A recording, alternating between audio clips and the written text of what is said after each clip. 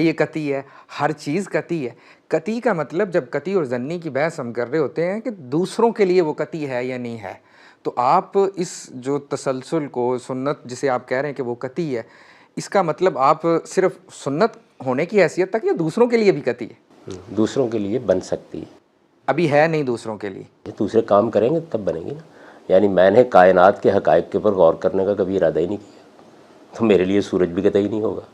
یعنی جب یہ کہا جاتا ہے کہ فلاں چیز اپنی ذات میں قطعی ہے، تو اس کا مطلب یہ ہے کہ اگر آپ اس کو تلاش کرنا چاہیں گے تو آپ اعتماد کے ساتھ، اذعان کے ساتھ اس نتیجے تک پہنچ سکتے ہیں کہ وہ آپ کو مل گئی ہے۔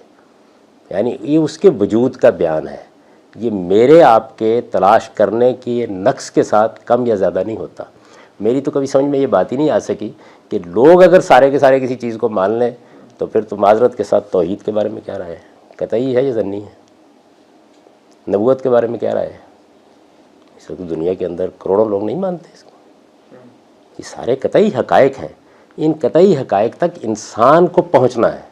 انسان چونکہ خطا اور نسیان میں مبتلا ہوتا ہے، غلطی بھی کرتا ہے، تو اس کے بعد تو کوئی چیز نہیں رہے گی۔ یعنی آپ کا یہ دین بھی نہیں رہے گا، اللہ تعالیٰ بھی نہیں رہیں گے۔ یعنی آپ خدا کے وجود کے بارے میں کیا کہتے ہیں؟ ایمانیات ہے نا آپ کی۔ ایمان جو ہوتا ہے یہ کوئی ظنی چیزوں پر تو نہیں ہوتا، قطعیات پہ ہوتا ہے نا۔ اللہ ہے تو بھائی میں کہتا ہوں نا، میری دریافت ہے، یہ آپ کی دریافت ہے۔ ہم سب مسلمان اس کو مانتے ہیں، لاکھوں لوگ ہیں جو نہیں مانتے ہوں گے۔ تو یہ کس طرح معیار بنا لیا گیا ہے کہ لوگوں کا باقاعدہ سروے کیا جائے گا۔ 100% کسی چیز کو مانتے ہیں تو وہ قطعی ہو جائے گی، 100% تو لوگ توہمات کو مانتے رہے ہیں۔